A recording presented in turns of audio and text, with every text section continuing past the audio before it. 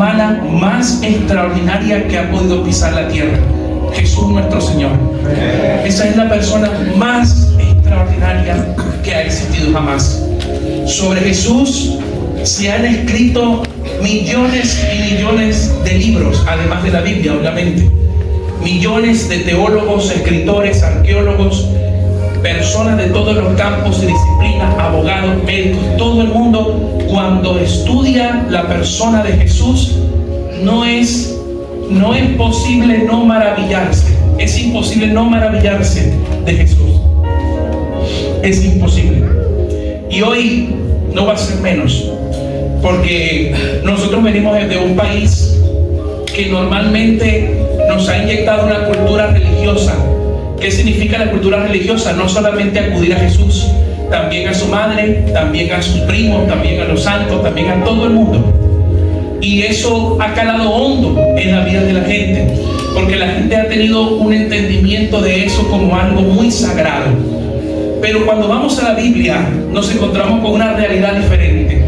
Nos encontramos que solamente hay un nombre que es sobre todo nombre, y solamente hay una sola persona que fue a la cruz, y solamente hay un solo mediador entre Dios y los hombres: Jesucristo. Por eso voy a pedirles que abramos nuestras Biblias en Marcos capítulo 8, el Evangelio de Marcos, primer evangelio histórico escrito, que es el Evangelio de Marcos. Evangelio de Marcos capítulo 8, y vamos a leer desde el versículo 27. Nos ponemos de pie para leer la palabra santa de nuestro Señor, nuestro Dios, nuestro Salvador. Marcos 8, dice la palabra de Dios. La leemos bajo la bendición del Padre, del Hijo y del Espíritu Santo. Marcos 8, 27. Salieron Jesús y sus discípulos por la aldea de Cesarea de Filipo, y en el camino preguntó a sus discípulos diciendo: ¿quién dicen los hombres que soy yo? Ellos respondieron: unos Juan el Bautista, otros Elías, y otros algunos de los profetas. Entonces él les dijo: ¿y ustedes quién dicen que soy? Y respondiendo Pedro le dijo: tú eres el Cristo. Pero él les mandó que no dijesen esto de él a ninguno. Amén. Vamos a orar. Padre, en el nombre de Jesús te damos gracias por tu palabra. Gracias te damos, Señor, por esta porción de la Escritura. Permíteme exponerla de manera, Señor, que tu Espíritu Santo sea nuestro maestro, que tu Espíritu Santo sea quien nos hable a profundidad acerca de ti, Jesús, porque tú eres el camino, la verdad y la vida. Nadie viene al Padre si no es por ti. Gracias te damos. A ti sea toda la gloria en el nombre de Jesús. Y la iglesia dice: amén. Tomen asiento, mi amado hermano. Bueno, perdón que me emocioné hasta los mocos, miren, decía que solamente hay una sola persona en toda la historia de la humanidad que hablando nunca se equivocó, nunca pidió disculpas, que al decir la verdad confrontaba sin hipocresía, quien conocía los corazones de la gente. Si nosotros como historiadores pudiéramos ir atrás y comparar a Jesús con cualquier personaje histórico, Aristóteles, Platón, quien usted quiera, Sócrates y los grandes filósofos y pensadores de la historia, nadie podría llegarle a los talones a Jesús. Jesús hablaba poco, pero lo que hablaba era lo justo y necesario. Hablaba el corazón, hablaba la mente, hablaba el alma. Por eso todos los fariseos que trataron de tentarlo y le ponían trampas para ver si se equivocaba con algunas preguntas que le hacían, ninguno pudo hacerlo caer en tentación. Él sacó a la luz todo lo que había en su corazón. Por ejemplo, en aquel tiempo habían dos grupos religiosos que eran enemigos. Y escuche esto que le voy a decir, porque el diablo actúa de esta manera. Eran dos grupos enemigos, los saduceos y los fariseos. Ellos eran enemigos, pero ellos se unieron, dejaron atrás su enemistad para destruir a Jesús. Y el diablo también hace así. Se une con gente, con propósitos, con cosas para destruir el propósito de Dios en la vida de las familias y de mucha gente. Pero ¿qué pasó? ¿Qué pasó ahí? Bueno, los saduceos que no creían en la resurrección le hicieron una pregunta trampa a Jesús. ¿Cuál fue la pregunta trampa? Señor, hubo un hombre que contrajo matrimonio con una mujer y al no dejar descendencia murió. Y según la ley del Antiguo Testamento, el hermano de ese hombre tenía que tomar a la mujer como esposa, o sea, a su cuñada, para que su hermano no muriese sin descendencia, porque era considerado una especie de maldición. ¿Se entendió? Entonces, vino el hermano de ese hombre, se casó con esta mujer, pero también murió. Vino el tercero y también murió. Y así sucesivamente hasta que llegó al séptimo y también murió. Algunos dirán, bueno, pero lo que está matando es esa mujer, entonces. Pero, ¿qué tiene esa mujer que está matando 7 maridos? Pero eventualmente al final murió también la mujer. Entonces, ¿de quién en la resurrección, de quién será esposa, ya que los 7 la tuvieron? Y con esto ellos pretendían engañar a Jesús y hacerle ver que la resurrección era una cosa absurda. Y Jesús le respondió: ustedes erran muchísimo ignorando las escrituras. Dios no es Dios de muertos, es Dios de vivos. Amén. Y en el cielo no se darán en casamiento, sino que serán como los ángeles del cielo. O sea que algunos intérpretes han entendido que el matrimonio es solamente una cuestión terrenal. Cuando estemos en el cielo, todos vamos a ser como los ángeles. ¿Qué significará esto? Que no vamos a poder casarnos.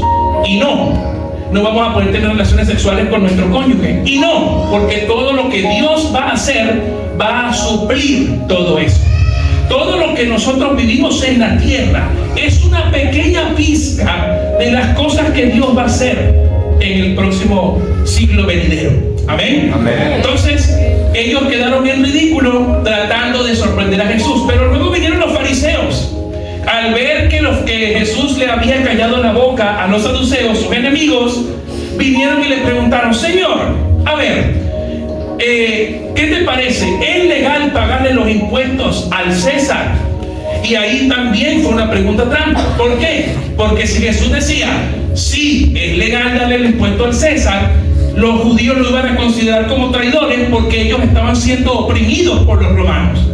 Pero si él decía que no era legal, entonces los judíos lo iban a acusar de rebelión con los romanos para que los romanos lo castigaran por rebelde.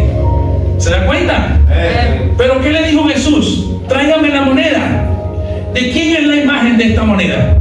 Bueno, del César. ¿Y qué dijo Jesús? Den al César lo que es del César y a Dios lo que es de Dios. ¡Wow! O sea, se quedaron ninguno. Bueno, no podemos. La Biblia dice que no pudiendo preguntarle más nada. Ahí está, ahí quedaron. Y sabes, yo le cuento estas anécdotas que están en la Biblia porque Jesús tiene todas las respuestas para nosotros. Jesús sabe que el proceso que tú estás pasando, tu dificultad, tu situación, Él sabe cómo manejarla. Nosotros somos los que pretendemos ayudar a Jesús a que se corrija nuestro matrimonio, se corrijan nuestros hijos, se corrija la familia, como si lo estamos tomando por sorpresa. Él no, Él se la sabe toda ya. Entonces, qué hermoso es descansar en alguien que ya conoce mi vida, que me ama, que no me juzga y me está encaminando por el camino que Él ya puso para mí. Amén. Entonces, cuando Jesús pisó la tierra, Juan el Bautista decía: ahí viene uno más poderoso que yo, del cual yo no soy digno de desatarle las sandalias. Y Juan era considerado un profeta respetado. Y cuando Jesús llegó, Juan le decía: tú quieres que yo te bautice, más bien tú me deberías bautizar a mí. Pero ¿qué dijo Jesús? No, bautízame para que se cumpla toda justicia. O sea, Jesús es justo, es santo, es recto. Algunos dicen: bueno, pero ¿por qué Jesús se bautizó si el bautismo de Juan era para arrepentirse de sus pecados y Jesús no tuvo pecado? ¿Por qué se bautizó? Porque Él se identificó contigo y conmigo. Él se hizo pecador para que tú seas santo o santa. Amén. Pocos amén por aquí. Amén, amén, amén. Él se hizo pecador para que tú seas justo y justa. Amén. Para que tus pecados no te alcancen en la condenación, sino para que tu salvación llegue. Amén.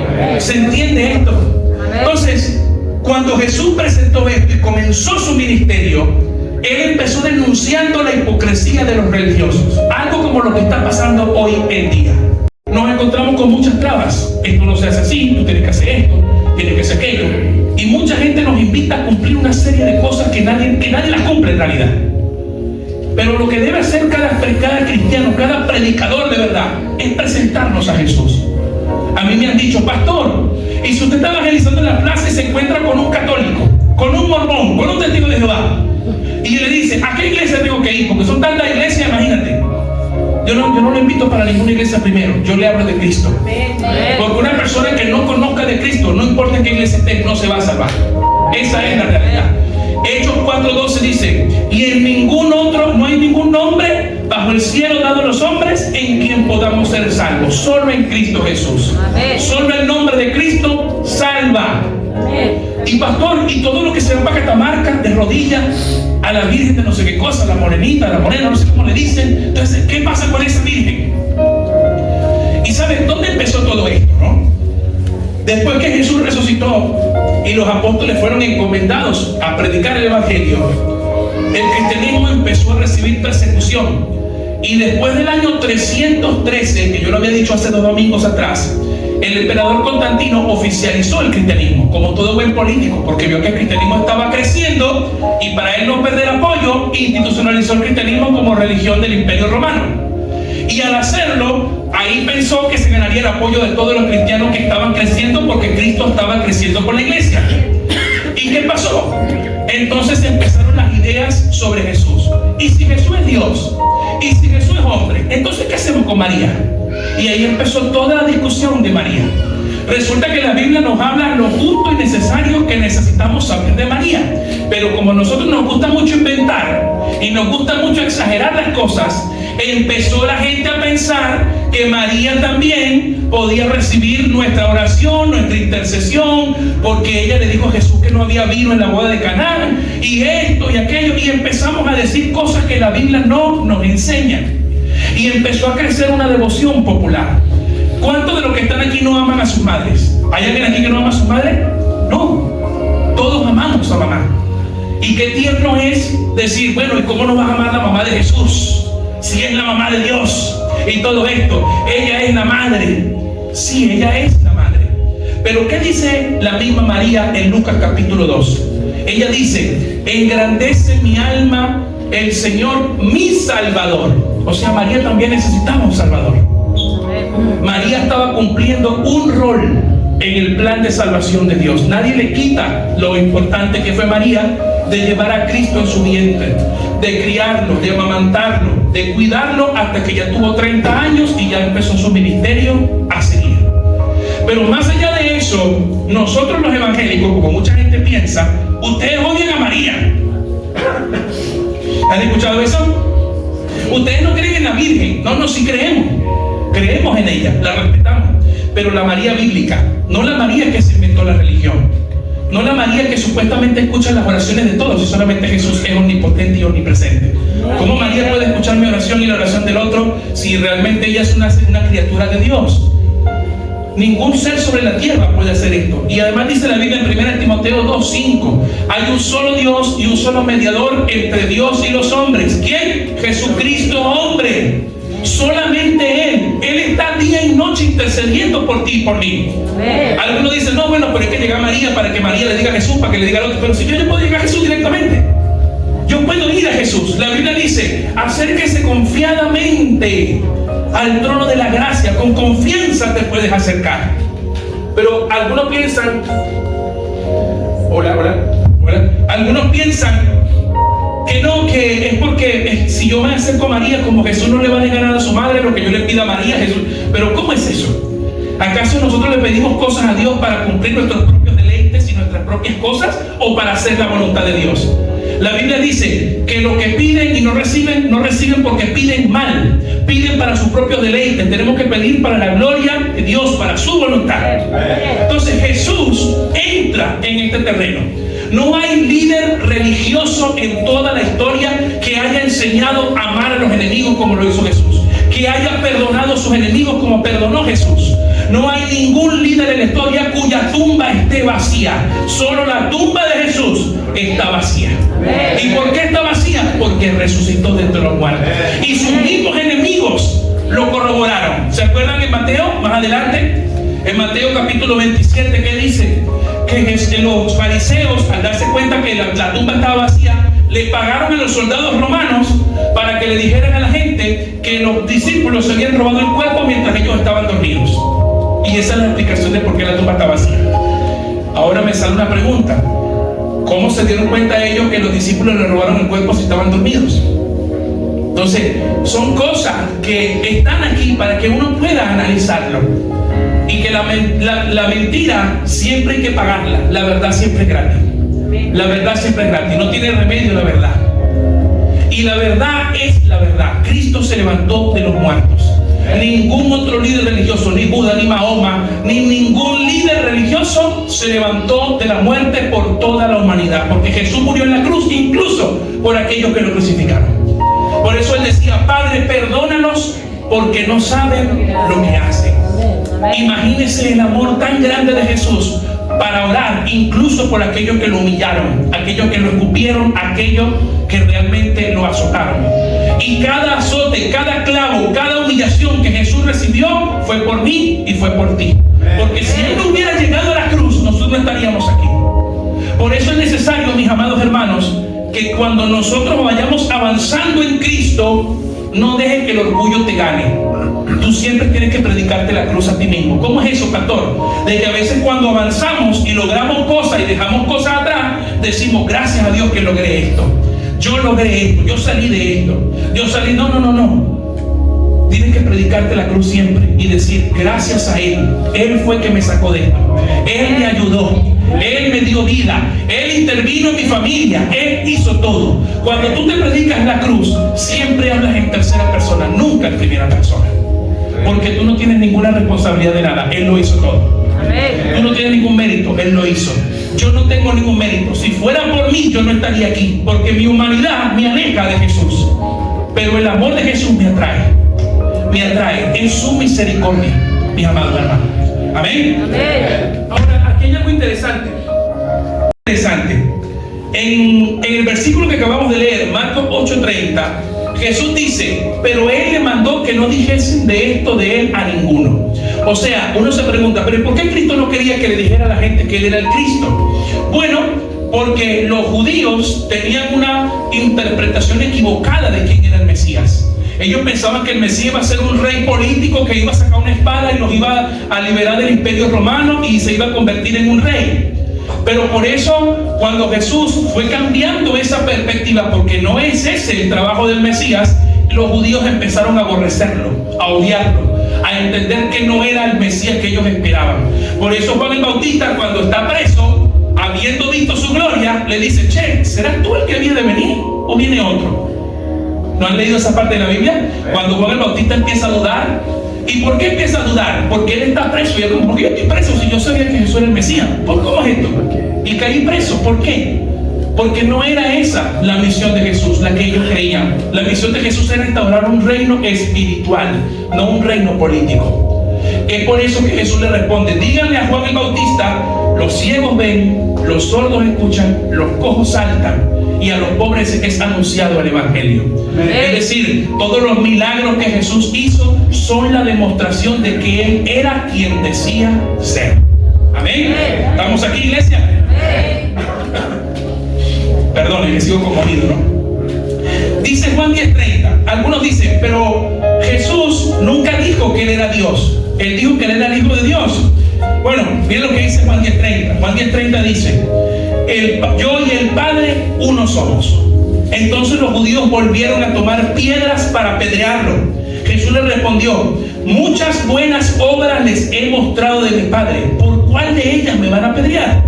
Y le respondieron los judíos diciendo: por buena obra no te apedreamos, sino por la blasfemia, porque tú siendo hombre te haces Dios. O sea que Jesús sí dijo que Él era Dios. Él anunció, hizo una afirmación que ningún líder religioso en la vida puede decir sin demostrarlo. Cualquiera persona que vaya a un manicomio le puede preguntar a una de sus pacientes si ellos se creen que son Dios y le van a decir que sí, porque están pasados de su raciocinio. Pero el tema aquí no es que tú digas quién eres, el tema es que tú lo demuestres. Tú puedes decir tú eres esto, tú eres aquello, y el tema es que tú lo demuestres. Jesús lo demostró con los milagros, con echar fuera demonios, con hacer que los ciegos miren, que los sordos escuchen, y demostrar la gloria de Dios a personas que pensaban una cosa, y Jesús les demostró lo que realmente iba a ser el Mesías. Y al hacerlo, las obras de Jesús hacen que nosotros lleguemos a pensar que solo a través de Cristo hay salvación, porque Él es el único que murió, el único que resucitó y el único que nos dice: todo lo que pidas al Padre en mi nombre, yo lo haré. No en el nombre de María, ni de San Gil, ni de los otros, no. En mi nombre, yo lo haré. Eso es lo que dice la palabra de Dios. Y esto no es para ofender a ningún católico, para faltar el respeto a ningún religioso. Estamos hablando de lo que dice la palabra de Dios. Es como hablamos la otra vez, ¿se acuerdan que hablamos de la Constitución? Cuando dos políticos no se ponen de acuerdo, ¿quién tiene la última palabra? La Constitución.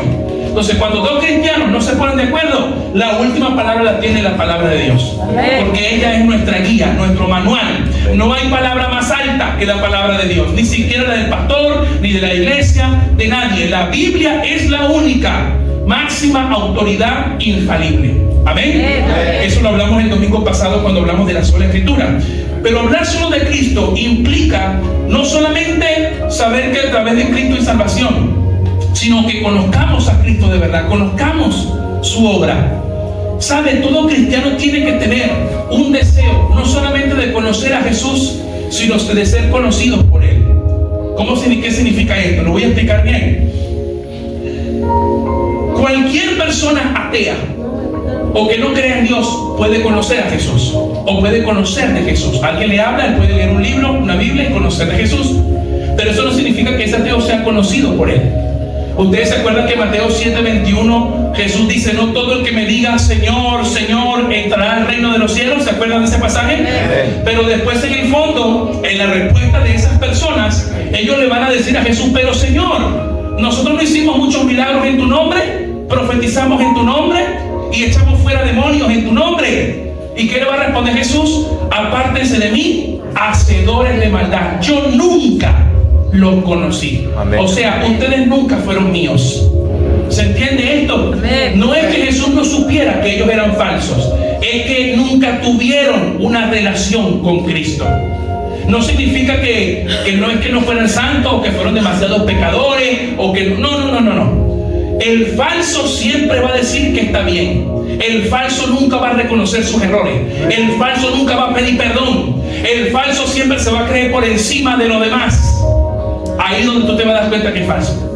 ¿Por qué? Porque ¿qué dice la Biblia? 1 Juan 1:8. Si decimos que no tenemos pecado, hacemos a Dios mentiroso y la verdad no está en nosotros. Entonces, cuando tú veas a un líder arrogante, soberbio, que acusa a los demás, que hace sentir mal a los demás y que él cree que es mejor que los demás, corre de ahí. No tiene nada que hacer ahí. Porque sería una de estas personas que le van a decir a Jesús: pero ¿acaso yo no hice tal cosa? Y yo no hice esto, porque ellos son yo. Pero el que conoce a Cristo de verdad va a decir: Señor, lo hiciste tú. Señor, fuiste tú. Oramos por esa familia, por ese matrimonio, por esa hija, por ese hijo, y lo sanaste. Fuiste tú, Señor. Yo solamente fui el vehículo a través del cual tú lo hiciste. Pero también, como yo, todos los que están aquí lo pueden hacer en el nombre de Jesús. Porque es el Dios que lo hace, nadie más. Y terminando con esto, hay otra cosa más interesante de Jesús.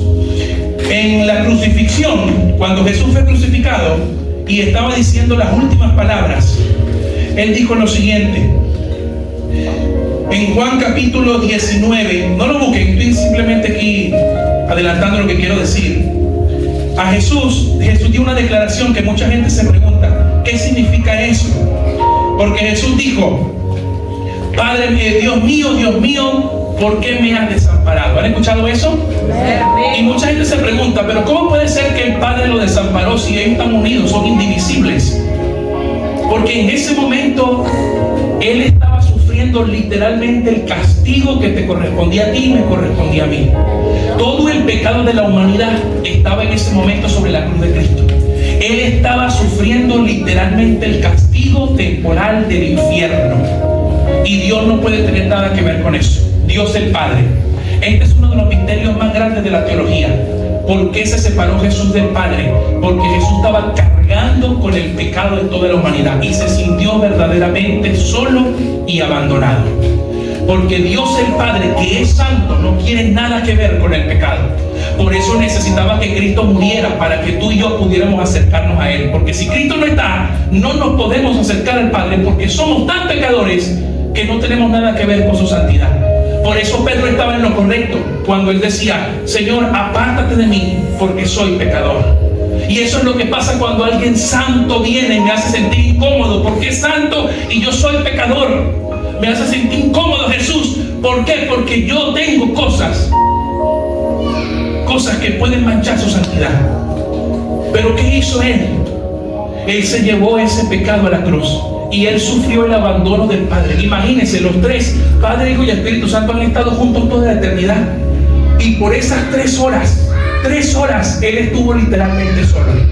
Eso es lo que hoy en día muchos teólogos tratan de explicar cómo pudo ser posible eso. Pero eso fue lo que sucedió. Y dice la Biblia que hubo tinieblas en la tierra. O sea, tinieblas era oscuridad. Y esto no solamente lo dice la Biblia, lo rescató también un escritor llamado Talo, romano, si mi memoria no me falla. Él también describió que hay testimonios de que durante 3 horas había oscuridad en Judea, en el momento que Jesús fue crucificado. O sea, hasta los historiadores no cristianos reconocen lo que dicen. Y cuando Jesús llevó tu pecado, lo hizo no para que viviéramos la vida como se nos antoja, no para que nos burláramos de Él o para que tuviéramos una religión, sino para que hagamos lo que Él nos está mandando a hacer. Pero pastor, yo todavía tengo problemas, sufro de depresión, de ataque de pánico, me gusta esto, me gusta aquello. No mires tus pecados, puesto los ojos en Jesús, el autor y consumador de la fe. Necesidad. Y lo que tú estás entendiendo hoy, tú cuando abras tu boca le vas a dar bendición a otro. Por eso lo que hacemos en los comedores, lo que hacemos en la plaza, lo que hacemos en la radio y lo que hacemos con las visitas familiares, lo que estamos haciendo es hacer lo que Jesús nos mandó a hacer. Porque Jesús dijo: a quien ustedes escuchen, a mí me escuchan. O sea, ustedes son la voz de Jesús. Pero pastor, yo estoy de boliche en boliche. Bueno, en el boliche, cuando tú le hablas a alguien de Jesús y le dices que tú no puedes abusar de lo que están tomando ellos porque tú eres cristiano, eres cristiana, Jesús está hablando a través de ti. Jesús está hablando a través de ti. Porque a Jesús no le espanta que tú estés en los peores lugares. A lo que realmente quiere Jesús es que tú, estando en los peores lugares, nunca pierdas tu luz. Que nunca pierdas tu luz. Que dice la Biblia que se conviertan ellos a ti y no tú a ellos. Entonces esto es lo que tenemos que hablar acerca de Jesús. Para terminar, Él no fue un hombre cualquiera. Él es la única persona que tiene 2 naturalezas, la humana y la divina. Eso es la que en teología se llama unión hipostática, la unión de 2 naturalezas en una sola persona. Una sola persona. Una sola persona que hoy está viva. Que no debemos verla como un Dios que está ahí pendiente de ver cómo tú te comportas para castigarte. Ese no es el Dios de la Biblia. Es el que nos han enseñado a nosotros. Cuídate, pórtate bien porque Dios te va a castigar. Eso es lo que nos enseñan, pero ese no es el Dios de la Biblia. El Dios de la Biblia es el que te está tendiendo la mano siempre porque sabe que con tu propia fuerza no puedes lograr. El Dios de la Biblia es el que toca tu puerta y te dice: volviste a recaer, volviste a caer, volviste a fallar, ven, levántate y sigue adelante porque yo estoy contigo. Mateo 28, 19 y 20 dice: por tanto, id y haced discípulos a todas las naciones, bautizándolos en el nombre del Padre, del Hijo y del Espíritu Santo, e enseñándoles que guarden todas las cosas que yo les he dicho. He aquí que estoy con ustedes todos los días. ¿Hasta cuándo? Hasta el fin estoy con ustedes. Eso es una promesa de Jesús. Cuando tú te sientas la peor miseria humana, a algunos nos va a pasar. ¿A usted no le ha pasado, pastor? Muchas veces me ha pasado. Me he sentido lo peor cuando le he fallado a Dios. Y sabe que la Biblia trae consuelo, porque dice la Biblia: cercano está Jehová a los quebrantados de corazón, a los que tienen el corazón, a los que están llorando sin consuelo. Cercano está Dios ahí para hacerte recordar que tú no has sido desamparado ni desamparada. Ese es Jesús. Por eso yo te pido que hagas un esfuerzo esta noche, antes de terminar esta prédica. Te pido que hagas un esfuerzo y te acuerdes que Jesús está no solamente contigo, está en ti también. Si tú te apartaste de la iglesia, tienes tiempo sin tener comunión con Él, fallaste, cualquier cosa, lo único que te voy a pedir es que seas sincero o sincera con Él y Él te restaurará. No le ocultes tus pecados a Dios, Él los conoce. Pastor, ¿por qué voy a confesar mis pecados a Dios si ya sabe que yo hice mal? Porque Él es como un padre que está esperando que el hijo le confiese lo que hizo, para restaurarle, para recordarle lo mucho que te ama, lo mucho que Él siempre ha estado contigo. Y yo sí, pero si yo peco, Él me va a perdonar, y yo peco, me va a perdonar, yo peco, me va a perdonar. Sí, pero no juegues con la gracia, porque eres tan malo con Dios y Dios siempre ha sido bueno contigo. Esto no es para jugar con la gracia. Él siempre te va a perdonar, claro que sí, pero no tomes eso como excusa para portarte mal todo el tiempo. Si Él siempre ha sido bueno contigo, ¿por qué le pagarías con esa moneda? ¿Por qué harías eso? ¿Por qué lastimarías su corazón si Él siempre fue bueno contigo en todo tiempo? Ha sido bueno contigo antes que lo conocieras y es más bueno contigo cuando lo has conocido. Ese es Jesús. Jesús no te va a pedir que vayas a sacrificar una gallina negra a las 3 de la mañana en tal cosa y todas estas cosas, bañarte de agua, no sé qué cosa, y bañarte con esto, con leche. No te va a pedir nada de eso. Jesús te va a pedir, abre tu corazón y Él hará. Apocalipsis 3:20 dice: he aquí que estoy a la puerta y llamo. Si alguno oye mi voz y me abre, entraré a Él, cenaré con Él y Él conmigo. Eso es lo que dice la palabra de Dios. Abre tu corazón, atrévete a conocer a Jesús y vas a ver que nunca te vas a cansar de Él, porque nos ama tanto que el amor de Dios se puede experimentar. No solamente aquí, sino cuando estés sofocado, sofocada, triste, solo, sola, ahí va a venir Jesús, porque es la promesa de Él. Amén. Vamos a ponernos de pie para orar.